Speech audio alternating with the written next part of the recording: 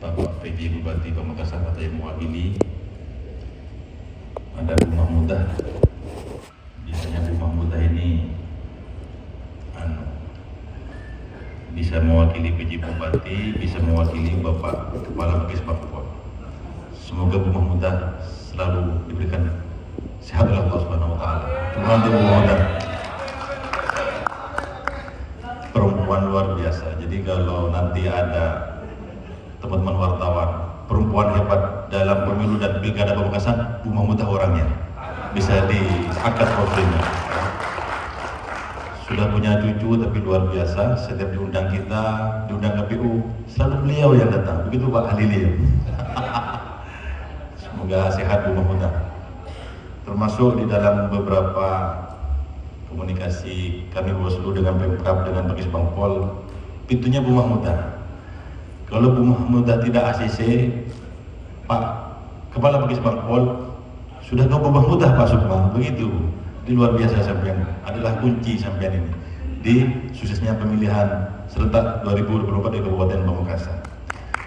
Terima kasih. Juga yang saya hormati Bapak Dandim 0826 atau yang mewakili Bapak Kasdim, terima kasih Bapak.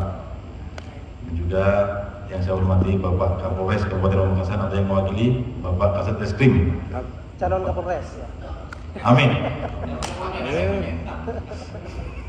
Semoga diberikan kelancaran dalam segala tugas, Bapak. Yang juga tergabung dalam Gakumdu di pemilihan ini atau pilkada ini. Yang saya hormati anggota KPU Kabupaten Pamekasan, Bapak Halili. Terima kasih telah hadir. Beliau ini Ketua KPU di periode 2029-2024. Tepuk tangan untuk beliau. Karena kebijaksanaan beliau, pemilu di Pamekasan kondusif. Walaupun ada sedikit residu, itu tugas Bawaslu dan sudah selesai dan sudah beres. Bukan begitu ya, para Ketua Partai Politik atau yang mewakili? Calon anggota DPRD Kabupaten Pamekasan sudah disahkan, sudah ditetapkan. Jangan khawatir, tanggal 21 Agustus 4 hari lagi para calon-calon Anda, para calon wakil rakyat Anda dari para partai politik akan dilantik sesuai jadwal yang berlaku. Semoga saat pelantikan nanti KPU dan Bawaslu juga diundang. Begitu Pak Halili ya. Karena kita sudah menyelenggarakan, KPU susah payah kita mengawasi, saat pelantikan kita tidak pernah diundang. Repot kan? Ikut disuruh ala aku berarti. Hanya ingin diundang ya untuk ini loh yang kita awasi, yang kita selenggarakan kan gitu. Tolong sampaikan ke rumah udah, sampaikan ke iya sampaikan Bu. Kontrol foto bareng di para wakil rakyat saya 45 orang Bu. Yang saya hormati Bapak Kepala SN Negeri Pamekasan atau yang mewakili Bapak Agus Arahbolopan, jaksa senior di Kabupaten di Kejaksaan Negeri Kabupaten Pamekasan. Beliau ini orangnya sangat sabar, sangat tawadhu. Ditawari jabatan tidak mau karena cinta kepada Pamekasan. Gitu. Tepuk tangan untuk beliau. Sudah 10 tahun, 6 tahun kita bersama Pak di Gakumdu saat pemilu 2019, pemilu kemarin dan pemilihan nanti. Pak Agus ini punya hobi yang luar biasa. Kalau yang suka burung dara, main ke rumah beliau. Burung daranya hebat-hebat. Ya. Ternyata beliau kenapa tidak mau pindah untuk promosi? Kasihan ke burung daranya katanya Pak. Burung dara ya.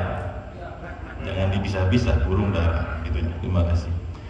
Dan juga ini yang saya hormati anggota Bawaslu Pamekasan periode 2018-2023 yang sekarang kita tugaskan ke KPU Pamekasan Bapak Hanafi. Terima kasih. Semangat untuk beliau. Semoga diberikan kesehatan. Jadi Pak Kasat Reskrim, Pak Jaksa di Gakumdu, jangan khawatir. Kita sudah beri mata-mata di KPU. Pak Hanafi kita kirim ke KPU, Pak. Ya. Jadi kalau ada apa-apa, kita panggil Pak Hanafi duluan, Pak. Anda sudah kami tugaskan, kok masih seperti itu KPU kinerjanya, kira-kira itu, Pak ya. Berarti Pak Hanafi besok kita panggil duluan, Pak. Pak Kasat, Pak Jaksa. Terima kasih. Dan juga yang saya hormati kawan seperjuangan dulu sebagai kulit tinta, Ketua Persatuan Wartawan Indonesia Pamekasan, Bapak Khairul Anam, MPD. Terima kasih. Sahabat sudah hadir beserta para anggotanya dari PWI Pamekasan yang dibawa oleh Bapak Anam. Semoga diberikan kesehatan dan teman-teman wartawan juga diberikan kesehatan dalam bertugas, karena wartawan atau media massa adalah salah satu pilar penegak demokrasi di Republik Indonesia, termasuk di Kabupaten Pamekasan.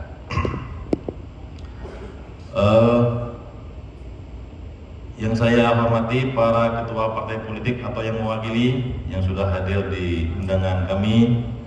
Terima kasih para ketua partai politik atau yang mewakili. Jadi Pak Bawaslu juga bisa undang Bapak sekalian di hotel mewah ini, Pak. Ini karo KPU, Pak. Jangan lupa ya. Tapi bedanya kalau KPU cash, kalau kita transfer, Pak. Ya. Nomor rekening mohon, Pak ya. Nomor rekening mohon di stopkan petugas.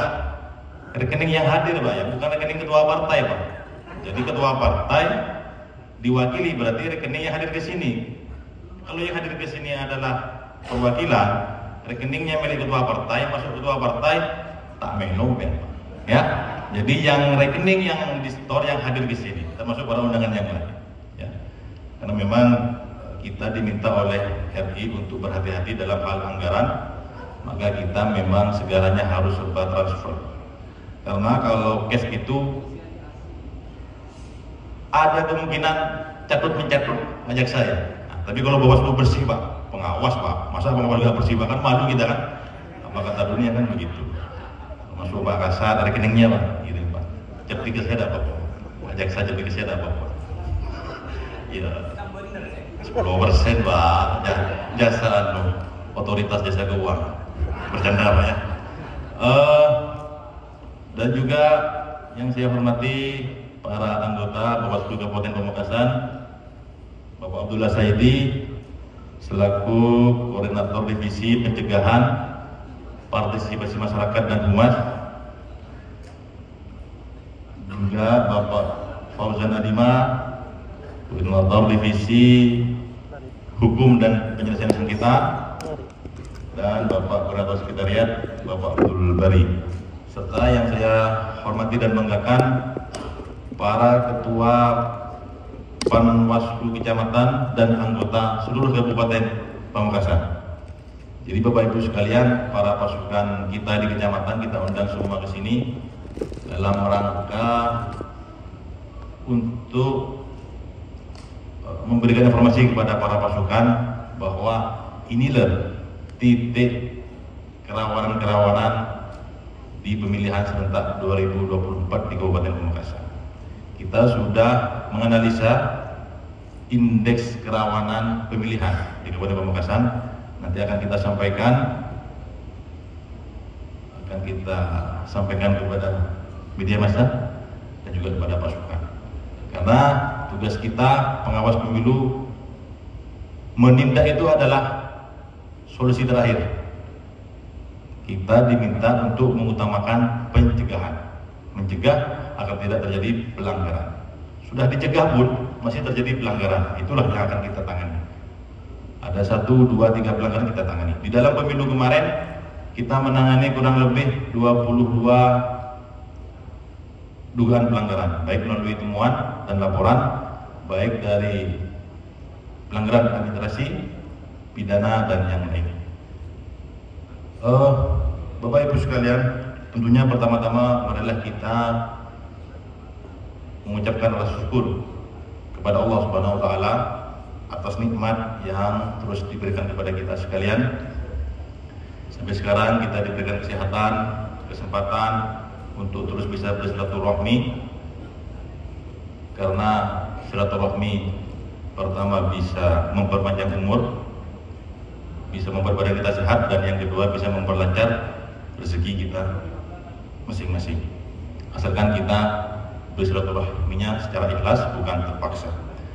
Dan salawat dan salam tentunya mari kita terus haturkan kepada junjungan Nabi besar Muhammad SAW sebagai panutan kita, yang mana kita nanti mengharapkan syafaatnya di akhir, di hari akhir. Bapak Ibu sekalian yang saya hormati,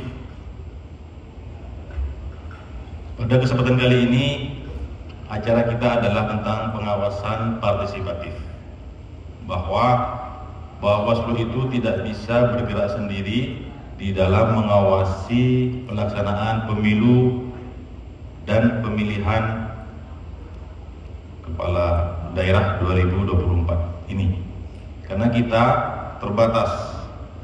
Kami di kabupaten hanya 5 orang, dengan staf 15 orang, hanya 20 orang di tingkat kabupaten. Ada staf PNS dan non PNS. Di kecamatan pasukan kita hanya 3 orang, ditambah staf total 11 orang ya Pak Bosip. Sedangkan di tingkat desa, kelurahan kita hanya ada 1 orang pengawas tiap desa dan kelurahan. Dan itu tentunya personel yang kita miliki sangat minim untuk mengawasi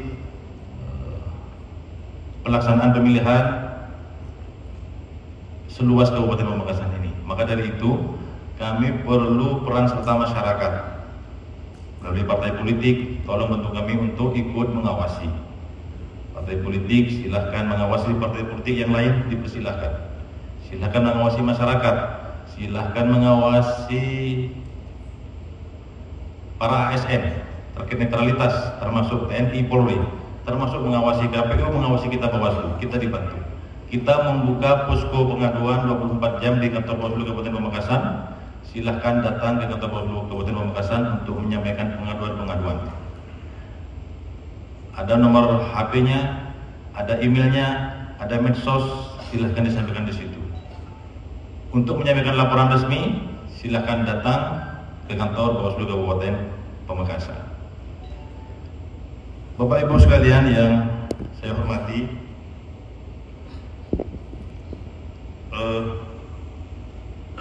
peran Bawaslu Kabupaten Pamekasan dalam mengawal demokrasi ada 3 poin penting yang harus dilakukan. Yang pertama adalah memastikan integritas proses pemilihan.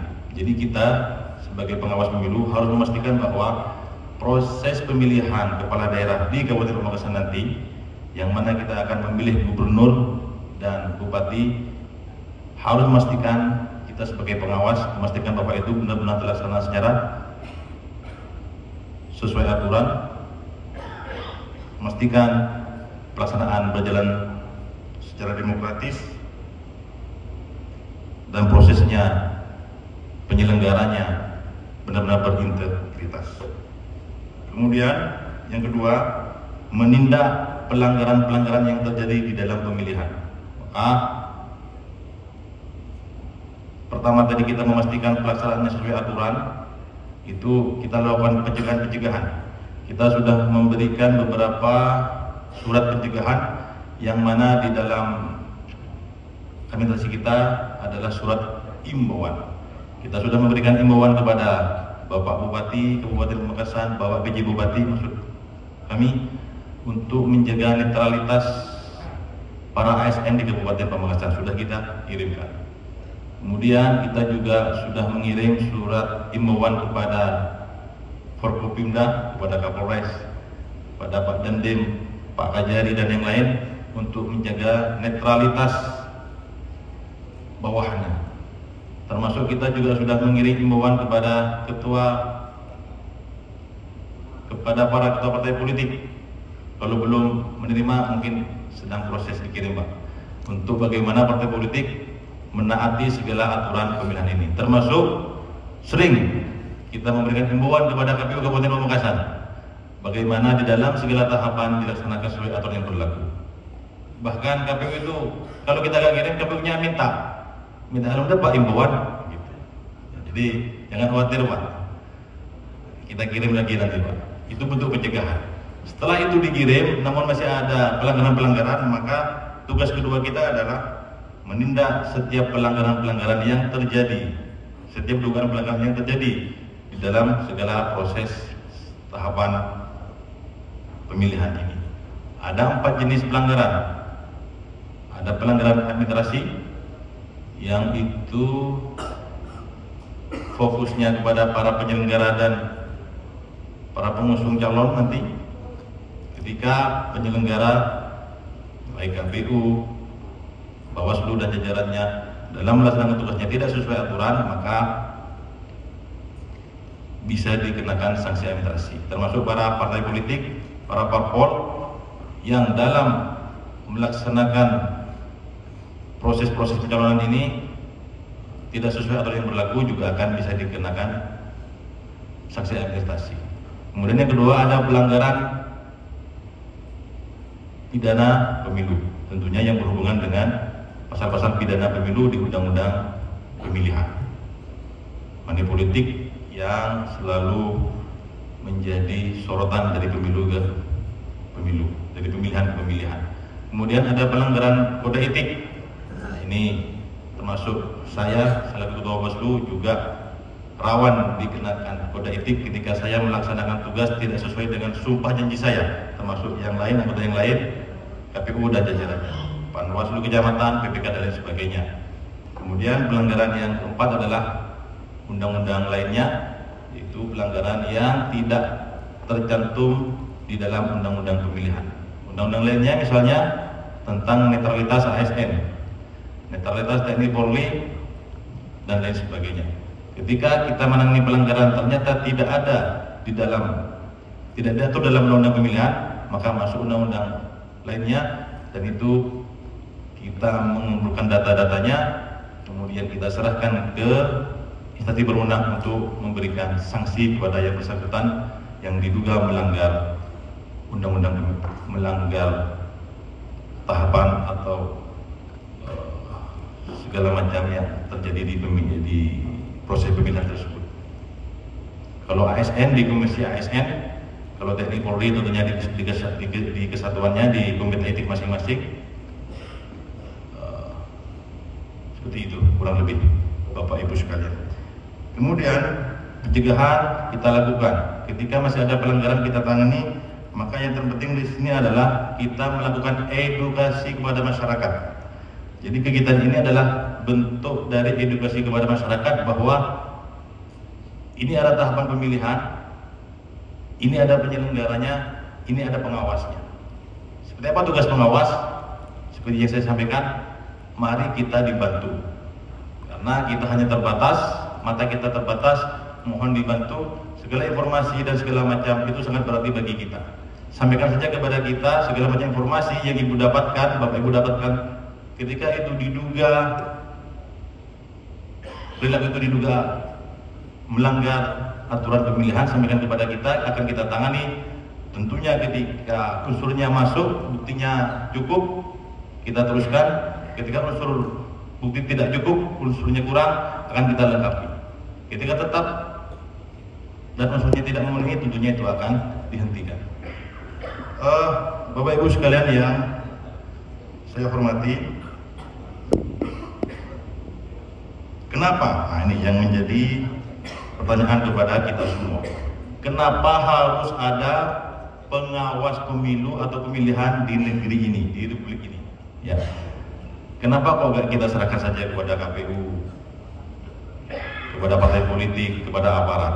Kenapa harus ada pengawas pemilu, lembaga khusus yang mengawasi pemilu atau pemilihan? Ternyata hasil riset yang menjadi latar belakang dibentuknya lembaga Bawaslu ini, bahkan sekarang Bawaslu Kabupaten Kota sudah dipermanenkan sejak periode sebelumnya. Jadi Bawaslu Kabupaten Kota ini baru permanen 6 tahun, jadi masih lembaga baru. Kenapa itu dipermanenkan? Karena ternyata hasil riset dari pemilu ke pemilu, ketika pemilu itu tanpa pengawasan, maka rawan terjadi manipulasi suara. Kita berkaca kepada hasil pemilu Orde Baru. Pemenangnya itu saja. Apa memang itu pemenangnya? Nah, ini bagian dari analisa sehingga dibentuklah pengawas pemilu. Di Pamekasan apakah terjadi manipulasi suara? Terjadi. Terbukti kita ada gugatan di MK dan MK membuat putusan untuk menghitung ulang di 15 TPS. Kenapa MK membuat putusan hitung ulang? Karena diduga di TPS yang 15 itu terjadi manipulasi suara, sehingga dihitung ulang. KPU melaksanakan, kita mengawasi, memang terjadi perubahan suara namun tidak merubah kursi. Kemudian kenapa kok perlu dibentuk pengawas pemilu? Yang kedua, hilangnya hak pilih. Dikhawatirkan hak pilih masyarakat hilang. Dia memenuhi syarat memilih tetapi tidak tercatat.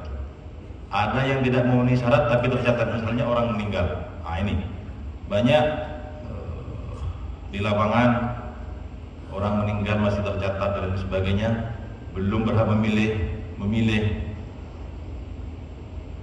Awalnya dia sipil, kemudian menjadi TNI Polri, tapi tidak terhapus. Sebaliknya, awalnya TNI Polri, pensiun, masih tidak boleh memilih. Nah, ini perlu adanya pengawasan terkait data-data hak pilih. Kita lihat di pemilihan di pilkada sebelumnya, Kabupaten Sampang, di barat kita, tetangga kita, semua TPS di PSU, ya, Kabupaten Sampang, pilkada sebelumnya, semua TPS di Kabupaten Sampang dilakukan PSU, pencoblosan suara ulang. Itu karena data pemilihnya amburadul di pilkada sebelumnya di Kabupaten Sampang. Semoga Pamekasan tidak seperti itu. Di pilkada yang lalu Pamekasan aman, semoga di pilkada ini juga aman, tidak terjadi hal-hal yang tidak diinginkan. Kemudian adanya politik uang, jelas sampai sekarang politik uang masih menjadi, kalau bahasa orang Jakarta itu menjadi momok, ya. Jadi kalau bahasa Madura, momok itu resem dan jiwa. Coba kalau tanya kepada ketua partai, momok ini kan cak meduran apa pak? Mau di Jakarta orang mau cak menjadi momok. Cak meduran momok ini kan anda masih nyaman pak? Menjadi apa? Virus gitu ya? Momok kan? Ya. Apa? Kebetulan nyaman. Oke, baik. Kemudian kenapa harus dibentuk pengawas pemilu? Dikhawatirkan pemilu berjalan tidak sesuai aturan dan timbul gugatan hasil. Terjadi di Pamekasan. Biaya politik mahal. Ada yang bilang, mungkin teman wartawan paham, pemilu di Madura mahal. Saya tidak tahu. Apakah memang demikian? Pemungutan suara ulang terjadi di Madura, di Pamekasan terjadi hitung ulang. Konflik antar pendukung calon. Nah, ini biasanya kalau sudah masa-masa pemilihan ini, pilkada ini panas pak biasanya pak, ya. Apalagi kalau hanya 2 calon. Saya berharap kepada para ketua partai politik jangan 2 calon lah pak, 3, 4 atau 5 pak. Kalau 2 calon itu panas pak, kita yang repot. Atau 1 sekalian. Oke, baik. Baik, terima kasih Bapak Ibu sekalian. Karena arahan dari Provinsi Jawa Timur sudah mulai, karena kegiatan ini dilakukan serentak. Terima kasih. Kita gitu. Terima kasih. Jadi